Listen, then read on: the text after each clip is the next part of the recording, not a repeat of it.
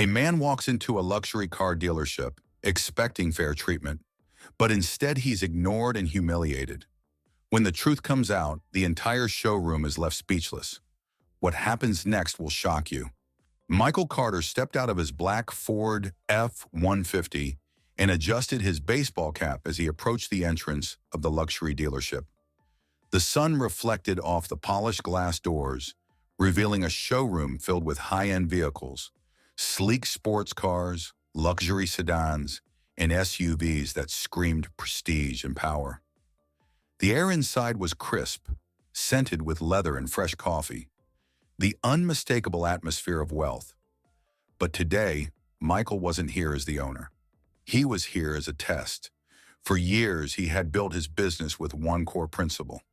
Every customer deserves respect, no matter what they look like. Yet despite his policies, he had heard whispers, stories of salesmen treating some customers differently, assuming their worth based on their appearance rather than their intent to buy. So today, Michael was here to see for himself. Dressed in a simple pair of jeans, a plain polo shirt, and his worn-out sneakers, Michael didn't look like someone about to drop 6 figures on a car. He didn't need to. He knew that the way a person was treated should never depend on their outfit. As he stepped onto the showroom floor, he expected at least a polite greeting. Instead, silence. A salesman, young, well-groomed, and dressed in a fitted navy suit, glanced his way but quickly dismissed him, his gaze flicking to the faded logo on Michael's cap. The man barely acknowledged him before turning his attention to a middle-aged couple stepping out of a brand-new Range Rover. Immediately, the salesman perked up, flashing them a broad smile as he rushed forward. Michael smirked. He had seen this before. He wandered through the showroom, running his hand along the hood of a $150,000 sports coupe, taking in the soft glow of the showroom lights bouncing off its flawless paint. Still, no one approached him. Then he noticed something interesting. A man in a tailored charcoal suit walked in, adjusting the gold cufflinks on his sleeves. Almost instantly, the energy in the room shifted. "Welcome, sir," one salesman greeted enthusiastically. "What brings you in today?" Another chimed in. "Would you like a glass of champagne while we prepare a test drive?" Michael folded his arms, watching the spectacle unfold. So, this was how they operated. The suited man hadn't even spoken a word, yet the staff had already decided he was worth their time. Meanwhile, Michael had been standing here for nearly 15 minutes without so much as a hello. Taking a deep breath, Michael walked toward the reception desk. A young woman with straight blonde hair and an expression of detached professionalism barely glanced at him. "Excuse me," Michael said with a polite nod. She sighed, clearly annoyed by the interruption. "Sales reps are busy," she said flatly. "You can wait outside if you're just looking." Michael raised an eyebrow. "Wait outside? I'd actually like to see one of your vehicles," he responded evenly. She barely concealed her irritation. "Sir, we try to keep the showroom clear for serious buyers." Michael clenched his jaw, but he didn't let his irritation show. So that's how it was. At that moment, a senior salesman named Ron walked up, a veteran employee with salt and pepper hair and a name tag that gleamed under the showroom lights. He didn't smile. He didn't offer a handshake. Instead, he scanned Michael from head to toe, his scuffed sneakers, his simple polo, and spoke in a clipped tone. "Sir, this dealership caters to a certain clientele," Ron said, his voice laced with condescension. "Are you sure you're in the right place?" Michael felt the weight of those words settle between them. He had built this business from the ground up. He had hired people like Ron to uphold the very values they were now violating. Yet here he was, being pushed away in his own store. Ron wasn't done. "Perhaps you'd be more comfortable at our pre-owned lot a few miles down the road," he continued. "We have excellent financing options if that's a concern." Michael held his stare. He wasn't angry. He was disappointed. He thought about the countless customers who had been treated like this before. How many people had walked through these doors ready to buy but were turned away because they didn't look the part? He took a slow breath, pulled out his phone, and made a call. The voice on the other end answered immediately. "I need you here," Michael said, keeping his voice calm. "Now." Then he slipped the phone back into his pocket. Ron and the receptionist had no idea who they had just dismissed, but they were about to find out. Michael Carter remained standing near the showroom entrance, his hands casually tucked into his pockets. He had seen enough, yet he let the moment stretch, watching as the employees continued their usual routine, serving those they deemed important and ignoring those who, in their eyes, didn't belong. A man in a sleek charcoal suit strolled in, adjusting his designer watch. Within seconds, 3 salespeople practically tripped over themselves to greet him. "Good afternoon, sir. Can we offer you a glass of champagne while you browse?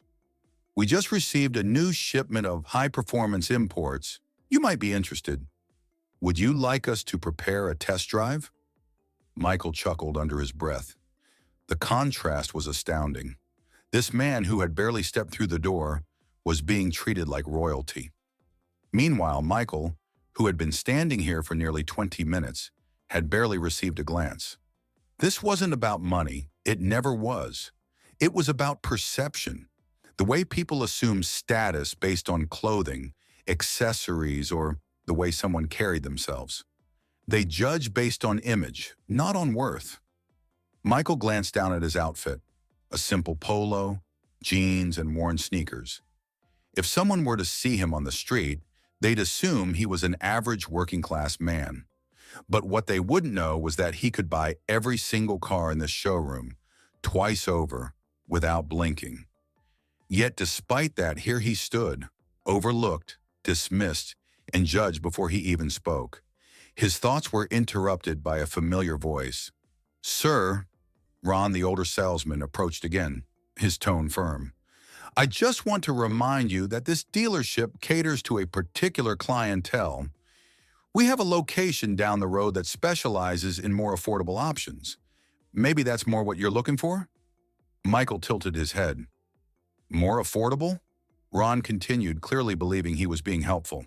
"Financing options are available for all credit scores, and the cars there are still in great condition. You might find something that better fits your budget." Michael exhaled slowly, his patience thinning. This wasn't just a suggestion, it was a dismissal. They had decided without knowing a single thing about him that he wasn't worth their time. Michael met Ron's gaze, his expression unreadable. "Tell me something," Michael said evenly. "How do you decide who's serious about buying a car here?" Ron hesitated, shifting slightly. "Well, sir, we tried to—" "Because you didn't ask if I had an appointment," Michael continued. "You didn't ask what I do for a living.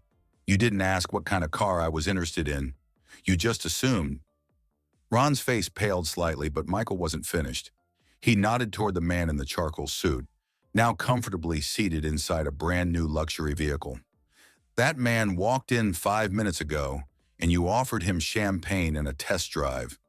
You don't even know if he can afford that car." Ron opened his mouth but quickly closed it. There was no way to argue with the truth. Michael let the silence settle before speaking again. "I'm going to ask you one last question," he said. "If I was here to buy a $500,000 car, would you have let me walk out?" Ron swallowed hard. He had no answer. Michael took a deep breath, pulling his phone from his pocket. He scrolled through his contacts, pressed a name, and brought the phone to his ear. After 2 rings, a deep voice answered. "I need you here," Michael said simply. "Right now." Then he hung up. The employees in the showroom had no idea what was coming, but they were about to find out. Michael Carter slipped his phone back into his pocket, his expression unreadable. The air inside the showroom remained unchanged for now. The employees continued to chat amongst themselves, their attention still fixed on the well-dressed customer being pampered like royalty. Ron, the senior salesman who had just tried to send Michael to the pre-owned lot, straightened his tie, acting as if the conversation had never happened. He had already dismissed Michael in his mind. To him, the matter was settled. But Michael wasn't leaving. Instead, he leaned casually against a luxury sedan, his eyes scanning the room as he waited. He didn't have to wait long. Less than 10 minutes later, the atmosphere inside the dealership shifted. A sleek black Rolls-Royce Phantom pulled up to the entrance, its presence alone commanding attention. The valet rushed forward, scrambling to open the rear door. Every head inside the showroom turned toward the glass entrance as a tall man in a charcoal gray suit stepped out. The employees who had just ignored Michael suddenly snapped to attention. Their posture changed. Their murmured conversations halted. Even Ron straightened up, his confidence faltering for the first time. Who was this man? The man adjusted his cufflinks, took a brief glance around the room, then walked directly toward Michael. Every employee watched in confusion. He wasn't heading toward the other customer, the one they had been fawning over. He wasn't acknowledging anyone else in the room. His focus was solely on Michael. Ron's expression morphed from irritation to unease. His face paled as realization began to dawn. This was someone important. The man stopped in front of Michael, his sharp gaze flicking over him briefly before offering a small nod of respect. "Sir," he said in a deep, authoritative voice, "apologies for the delay." Michael nodded back, acting as if nothing was out of the ordinary. But for everyone else in that room, everything had just changed. The employees who had dismissed him were now staring in disbelief. The receptionist, who had barely looked up from her desk earlier, was suddenly standing at full attention. The younger salesman, who had whispered that Michael was just killing time, was visibly nervous. And Ron looked like he wanted to disappear. Michael let the silence stretch, allowing the weight of the moment to sink in.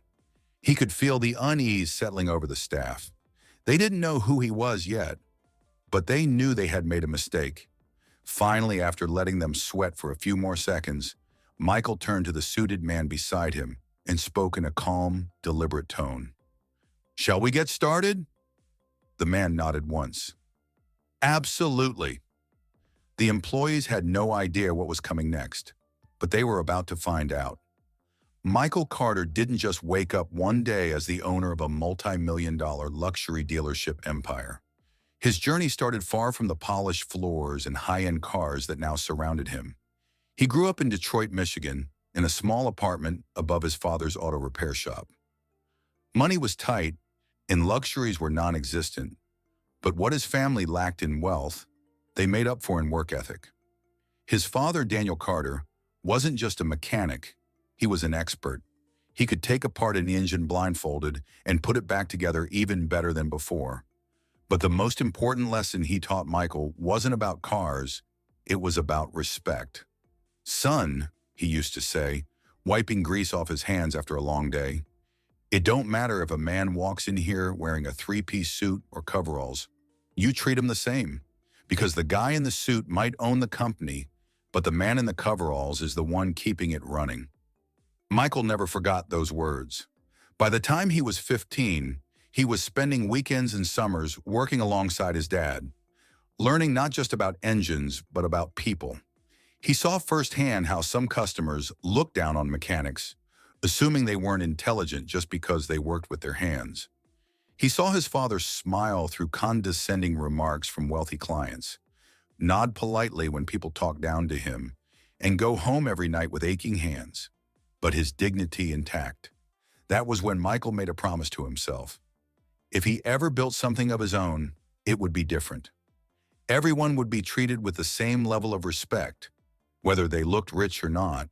But life wasn't easy. At 18, Michael lost his father. A heart attack, sudden and unforgiving, took the man who had been his hero. The repair shop shut down soon after, leaving Michael at a crossroads. He could have given up. He could have let his circumstances define him. Instead, he worked. He took night classes in business while working full-time at a used car dealership. He started as a lot boy, washing cars in the summer heat and freezing winters, watching how customers were treated based on their appearance. He learned everything, from financing to sales strategies, and saw just how easy it was for people to be dismissed if they didn't fit a certain mold. By 25, he had saved enough to open his first dealership. It wasn't fancy, but it was his. He built it on one rule: everyone gets treated with the same respect. That philosophy paid off. By 40, he owned multiple high-end dealerships across the country. His empire was built on fairness, honesty, and the belief that respect shouldn't be reserved for those who look like they belong. So standing there in his own showroom, being judged for wearing jeans and sneakers, Michael wasn't offended. He was disappointed because these employees, his employees, had forgotten what this company stood for. And in the next few minutes, he was about to remind them. The energy in the showroom shifted the moment the black Rolls-Royce Phantom pulled up outside. Its polished exterior gleamed under the afternoon sun, reflecting the towering glass windows of the dealership. Inside, the sales staff straightened their ties, adjusted their suits, and exchanged quick glances. This was the kind of customer they were waiting for. Someone important, someone with money. Ron, the senior salesman who had dismissed Michael Carter just moments ago, was the first to react. He smoothed his jacket, took a deep breath, and prepared his best pitch. The valet rushed forward to open the car door, revealing a sharply dressed man in a tailored charcoal suit. He stepped out with an air of authority, buttoning his jacket as his leather shoes tapped against the pavement. As the man entered the dealership, the employees quickly surrounded him. "Good afternoon, sir," Ron said, his voice dripping with practiced charm. "Welcome to Carter Luxury Auto. What can we do for you today?" But the man ignored him. Instead, he walked straight toward Michael Carter, the man the staff had spent the last hour ignoring. A heavy silence fell over the room. Ron's confident smile wavered. The receptionist's fingers froze over her keyboard. The younger sales associates who had whispered about who looked serious and who didn't were now standing stiffly, eyes darting between Michael and the suited man. And then, the moment that shattered their assumptions completely, the man stopped directly in front of Michael and extended his hand. "Sir," he said respectfully, "apologies for the delay." Michael shook his hand with a small nod, his face unreadable. That's when the realization finally hit them. Michael Carter wasn't just another customer. He wasn't some guy who had wandered in off the street. He was the owner, the man they had dismissed, ignored, and judged based on his clothes. He owned the entire dealership. A wave of panic rippled through the staff. The receptionist's breath hitched. Ron's mouth opened slightly, but no words came out. The younger salesman swallowed hard, suddenly realizing that their whispered comments had not gone unnoticed. Michael let the silence stretch, letting them feel the weight of their mistake. Finally, he turned to the suited man and asked, "How much do we make in sales at this location?" Without hesitation, the man responded, "Roughly $28 million annually, sir." Michael turned back to the employees. "And yet some of you have decided for yourselves who is and isn't worth your time." No one spoke. They knew there was no coming back from this. No excuses, no backpedaling. Ron cleared his throat, forcing a nervous chuckle. "Sir, I think there's been a misunderstanding." Michael raised an eyebrow. "A misunderstanding?" Ron nodded quickly. "Absolutely. We deal with a very particular clientele and—" Michael cut him off with a quiet chuckle. "A particular clientele?" Ron hesitated, realizing too late that he had just dug himself into a deeper hole. Michael shook his head. "If this is how you treat people when you think no one is watching, then you don't deserve to represent my company." And with those words, the entire room held its breath, waiting for what would come next. The weight of Michael Carter's words settled over the room like a heavy fog. The once confident employees now looked like school children caught in the act. Ron, the senior salesman who had dismissed Michael earlier, visibly swallowed, his Adam's apple bobbing. The younger sales reps shifted uncomfortably, their eyes darting between each other, looking for an escape that didn't exist. Michael took a slow step forward, his expression calm but firm. "Tell me," he said, addressing Ron directly, "what would have happened if I had actually been just another customer? If I had really come in here to buy a car today?" Ron's mouth opened, but no words came out. "Would you have let me walk out?" Michael continued. "Would you have sent me down the street to the pre-owned lot, assuming I couldn't afford to be here?" Silence. They all knew the answer. Michael turned to the regional manager, David Langford, who had arrived minutes earlier in the black Rolls-Royce. "David, how much does this dealership make in annual revenue?"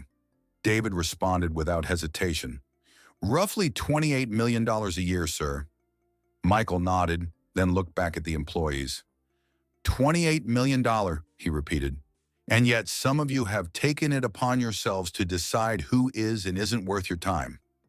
A thick, uncomfortable tension filled the air. The employees knew there was no way to talk themselves out of this. Their actions had spoken louder than any excuse they could come up with. Ron cleared his throat, forcing a nervous smile. "Sir, I think there's been a misunderstanding." Michael raised an eyebrow. "A misunderstanding?" Ron nodded eagerly, seizing the opportunity to dig himself out. "Yes, of course. We were simply trying to ensure that—" "That what?" Michael interrupted, his voice sharp now. "That only people who look the part deserve good service. That if someone doesn't fit your idea of wealth, they should be ignored?" Ron hesitated, but there was no way out. Michael turned to the younger salesman who had whispered about serious buyers earlier. "And you," he said, "you made a comment about being able to tell who's just wasting time. Is that right?" The young man's face went pale. "Sir, I didn't mean—" "No," Michael cut him off. "You meant exactly what you said. You looked at me, judged me, and dismissed me. That's the problem." He exhaled, glancing around the showroom. "If this is how you treat people when you think no one is watching, then you don't deserve to represent my company." David Langford, the regional manager, nodded and turned to the staff. "Effective immediately," he announced, "everyone involved in this incident is terminated." The words hit like a hammer. Ron's confident demeanor collapsed. The receptionist gasped, her hands clenching at her sides. The younger salesman looked ready to faint. "Wait," Ron protested, his voice shaking. "Please, this was just a misunderstanding. We didn't mean—" Michael lifted a hand and Ron fell silent. "You didn't mean what?" Michael asked quietly. "You didn't mean to get caught?" The reality was clear. Their judgment, their arrogance, their bias had cost them everything. And now they were left with nothing but the consequences of their own actions. The weight of Michael Carter's words hung in the air, heavy and unshakable. Every employee in the showroom felt the shift. This wasn't just a reprimand, it was a reckoning. David Langford, the regional manager, stood beside Michael, his expression unreadable. Then with a single nod, he sealed their fate. "Effective immediately, you are all terminated." The words sent shock waves through the room. Ron, the senior salesman who had condescendingly suggested Michael visit the pre-owned lot, went pale. His mouth opened and closed like a fish out of water, but no words came out. The younger salesman, who had whispered about serious buyers, took a stumbling step backward, as if physically recoiling from the reality of what had just happened. The receptionist, who had barely glanced at Michael when he first arrived, was now gripping the edge of her desk as if the world were tilting beneath her. "Wait, this can't be real," Ron stammered, a desperate edge creeping into his voice. "Sir, please, this was just a misunderstanding. We didn't mean—" Michael's gaze remained calm, unwavering. "You didn't mean to get caught," he finished for him. Ron's face crumpled. Michael let the silence stretch for a moment before speaking again. "Respect isn't a privilege reserved for those who look wealthy. It costs you nothing to treat people with dignity. Yet you all chose to judge me, dismiss me, and send me away based on nothing more than my clothes." His words cut deeper than any raised voice ever could. David turned to security. "Escort them off the premises." The finality of the order sent the employees scrambling. Some tried to plead their case. Others stood in silent shock, their careers slipping through their fingers. Ron tried once more, stepping toward Michael. "Sir, please, I've been here for years. This is my livelihood. Michael tilted his head slightly. "How many people have you done this to?" he asked, his voice steady. "How many customers walked through those doors and were dismissed by you simply because they didn't fit your expectations?" Ron had no answer. Michael nodded, as if that confirmed everything he needed to know.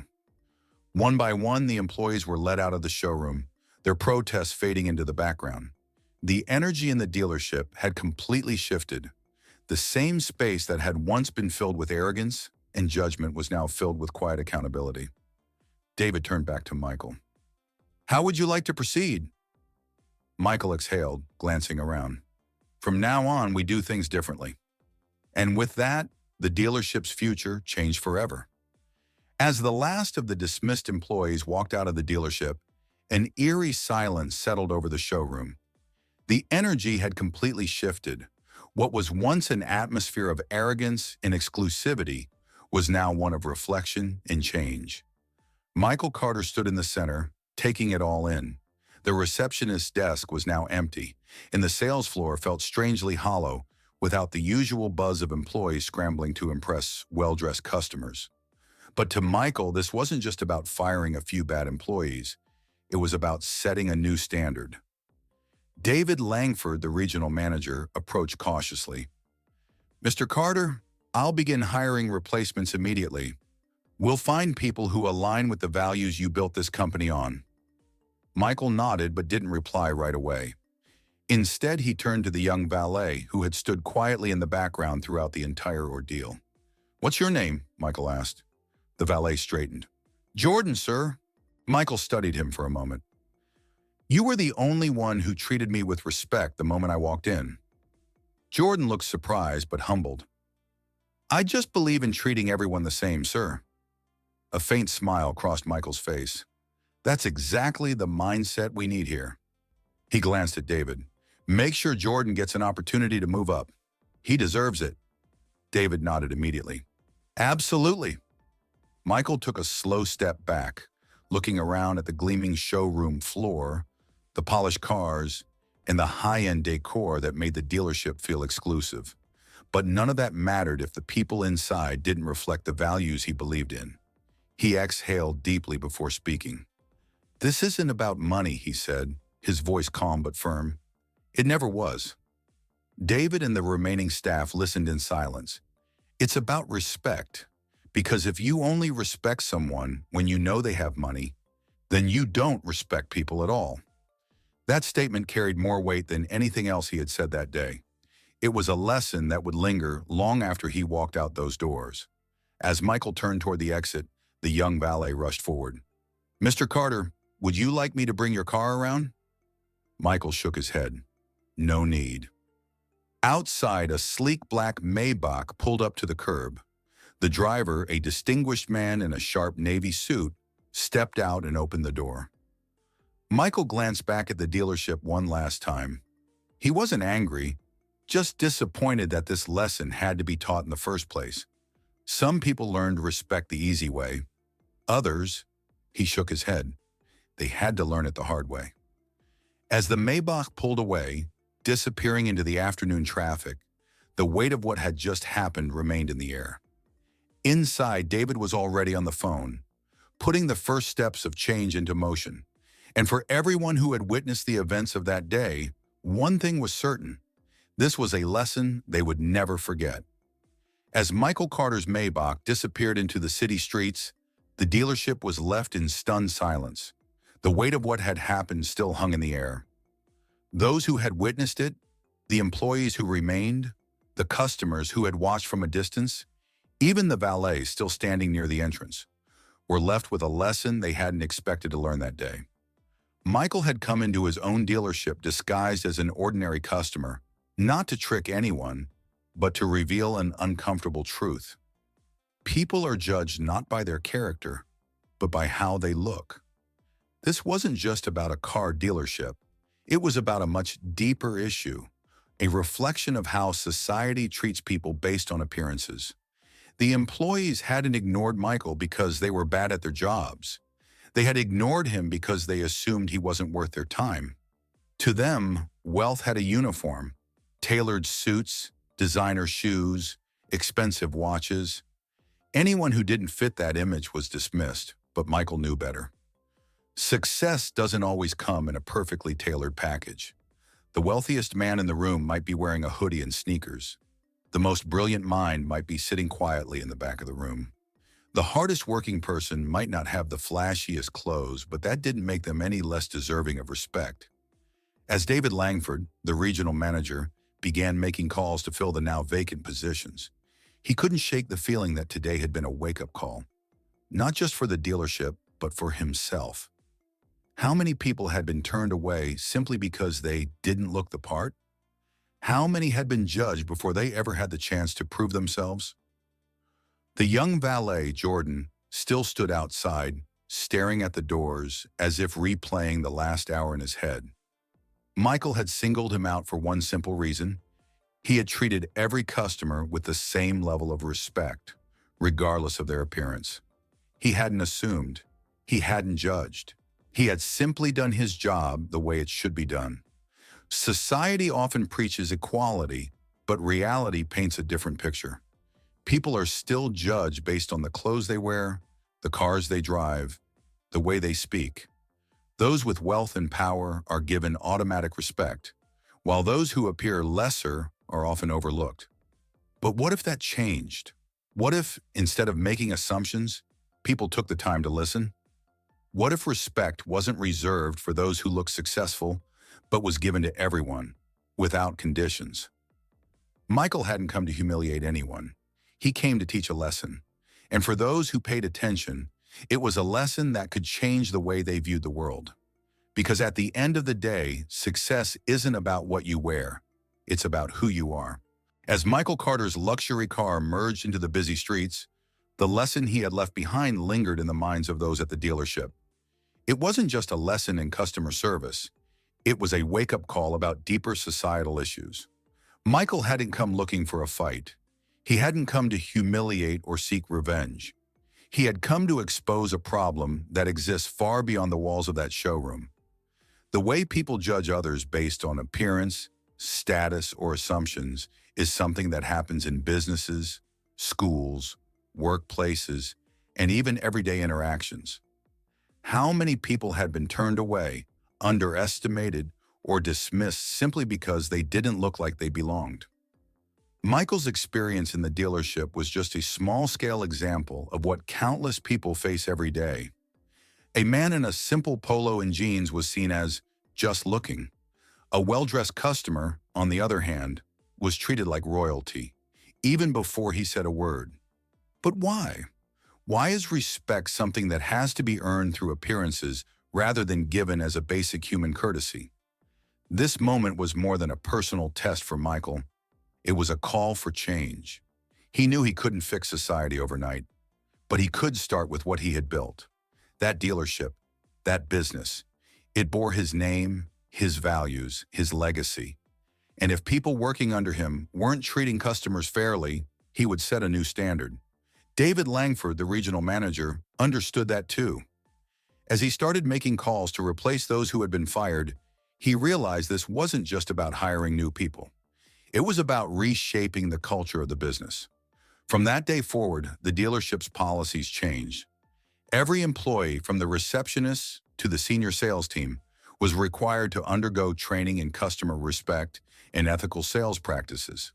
They weren't just taught how to sell, they were taught how to treat people. Word of the incident spread, not just among the dealership employees, but within the corporate network. Other locations took notice. Other business owners heard the story. Conversations started happening. What if we all did better? Change starts with small moments like these. Michael didn't need to prove his wealth. He needed to prove a point, and he did. But now it was up to those who had witnessed it to take that lesson and carry it forward. Because real success isn't measured by money, it's measured by character.